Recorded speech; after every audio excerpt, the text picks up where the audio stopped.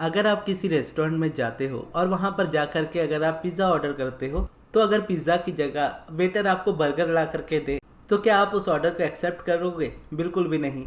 आप वेटर से कहोगे कि मैंने बर्गर नहीं पिज़्ज़ा ऑर्डर किया था। लेकिन अगर वेटर आपसे कहेगा उसके बाद कि पिज़्ज़ा से बहुत ज़्यादा बेटर बर्गर है और ये पिज़्ज़ा से कहीं ज़्यादा टेस्टी है, या उस पिज़्ज़ा से कहीं ज़्यादा टेस्टी है जो आपने ऑर्डर किया है, आप इसी को खाइए, इसको खा करके आपको ज़्यादा खुशी मिलेगी, तो आप फिर भी अपना पिज़्ज़ा ही चाहोगे। आप ये नहीं चाहोगे कि वेटर डिसाइड करे कि आपको क्या खाना चाहिए, आपको क्या अच्छा लगेगा, अनलेस आप वेटर से खुद नहीं कह रहे कि आपके यहाँ पे जो भी स्पेशल है वो लेकर के आओ। तो इसका मतलब क्या है कि आप जो वेटर को कह रहे हो कि मेरे लिए ये चीज़ ले करके आओ, वेटर को वही लाना होगा।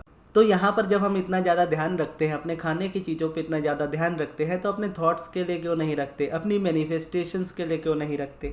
कि जब आप अपनी लाइफ में अपने स्पेसिफिक पर्सन को मैनिफेस्ट करना चाहते हो, तो क्यों किसी और की बात सुनते हो?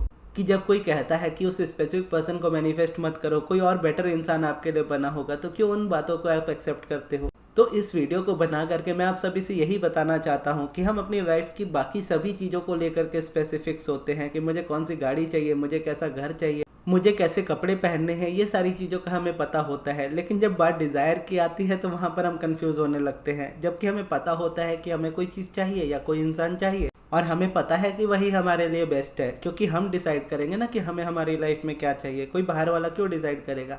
और यूनिवर्स कहीं ना कहीं आपको वही प्रेजेंट करता रहता है, आपके थॉट्स जहाँ पे होते हैं। तो जब आपको पता होता है कि आपको अपने स्पेसिफिक पर्सन को मैनिफेस्ट करना है, आप उस इंसान के साथ अपनी लाइफ में रहना चाहते हो, लेकिन आपके अराउंड कोई इंसान आपको ये कह देता है, या कोई कोच आपको ये कह देता है कि उस इंसान को भूल जाओ, तुम्हारे लिए कोई बेहतर इंसान मिलेगा, या तुम्हारे लिए कोई बेहतर इंसान है जो ऑलरेडी यूनिवर्स ने तैयार करके रखा है। तो यहाँ पर क्या है कि फिर अगर आप उस पर्सन की बात मान लेते हो, तो कहीं ना कहीं अपनी डिज़ायर से आप भटक जाओगे। डिज़ायर से भटक जाओगे तो फिर उसके बाद होगा क्या कि आप यूनिवर्स को पिज़्ज़ा ऑर्डर करोगे, यूनिवर्स पिज़्ज़ा छोड़ करके आपको सारी चीज़ें देगा लेकिन पिज़्ज़ा नहीं देगा। और यही रियलिटी में आपकी होता है कि अगर आप डिसाइड नहीं करते कि मुझे मेरा स्पेसिफिक पर्सन ही चाहिए, या मुझे यही जॉब चाहिए, या मुझे यही चीज़ चाहिए, और दूसरों की सुन लेते हो कि कुछ बेटर ला करके दो या कुछ बेटर यूनिवर्स आपको देगा, तो दूसरों की सुन करके अगर आप ये डिसाइड करते हो तो आपको वो डिज़ायर कभी नहीं मिलती जो आप चाहते हो। और इवन आप इरिटेट भी हो जाते हो इतनी सारी डिफरेंट चीज़ों को देख करके कि मुझे ये चीज़ नहीं चाहिए, मुझे क्यों ला करके दे रहे हो। हालांकि बर्गर बहुत अच्छा हो सकता है, लेकिन मुझे पिज़्ज़ा खाना है तो मैं पिज़्ज़ा ही खाऊंगा। तो इस तरीके का एटीट्यूड आपका होना चाहिए मैनिफेस्टेशन में। अगर आप चाहते हो कि आपको कुछ बेटर मिले आपकी लाइफ में, तो आप खुद डिसाइड करोगे ये बात कि आप यूनिवर्स को बोलोगे कि मेरे लिए जो अच्छा है वो मुझे ला करके दो। वो अपनी मर्जी से आप बोलोगे, ना कि किसी के कहने पे कि किसी ने कहा कि ऐसा बोलो यूनिवर्स को तो आप वैसा बोल रहे हो यूनिवर्स को।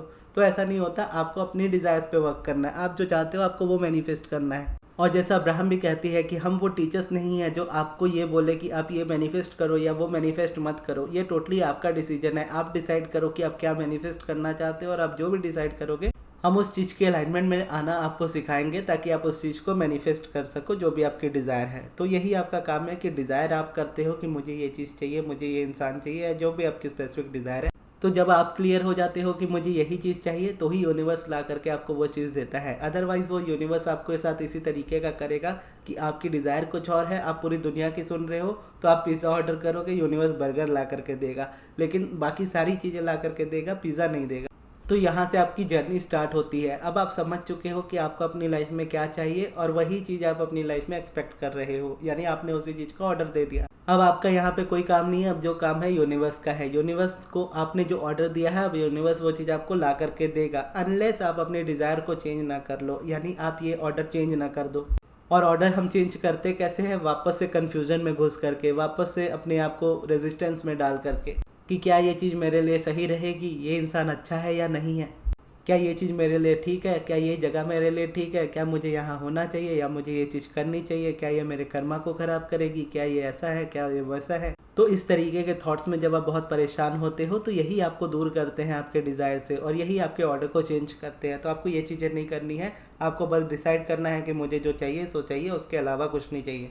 उसके बाद आपको बिल्कुल चेंज नहीं करना है, डिज़ायर पे ही डटे रहना है। तो जब आप डटे रहोगे कि मुझे यही चीज़ चाहिए और उसकी रेजिस्टेंस में नहीं रहोगे, तो यूनिवर्स आपको ला करके वही सर्व करेगा, वही आपको देगा जो आप एग्जैक्टली चाहते हो। लेकिन ये जो ऑर्डर देने के बाद जो ऑर्डर हम रिसीव करते हैं उस बीच का जो टाइम होता है वो बहुत इंपॉर्टेंट होता है कि हम उसमें अपने आप को मेंटेन रख पाए अपने डिज़ायर के बीच में। वही अलाइनमेंट होती है कि पूरी तरीके से फोकस्ड रहना कि मेरे पास क्या आने वाला है, मैंने क्या ऑर्डर किया है। तो वहाँ पे फोकस रहने के लिए क्या होता है कि हमको बाहर की डिस्ट्रैक्शंस को हटाना होता है। उसी के लिए हम प्रैक्टिसेस करते हैं।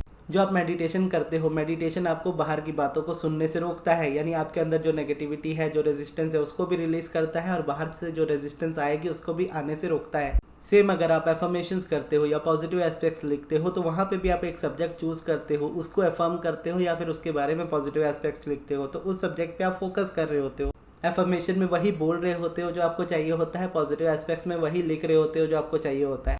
और जितना ज़्यादा आप उसको प्रैक्टिस करते हो उतना ही ज़्यादा आपका माइंड इस बात पे स्ट्रांगली मतलब रह जाता है कि मुझे यही चीज़ चाहिए। हालांकि जब आप वेटर को किसी होटल में ऑर्डर करते हो तो आप अपना फूड ऑर्डर करते समय उतना रेजिस्ट नहीं करते।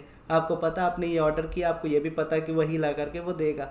लेकिन रियलिटी में क्या होता है कि आप डिज़ायर तो करते हो कि मुझे ये चीज़ चाहिए, लेकिन डाउट करते हो कि मिलेगी या नहीं।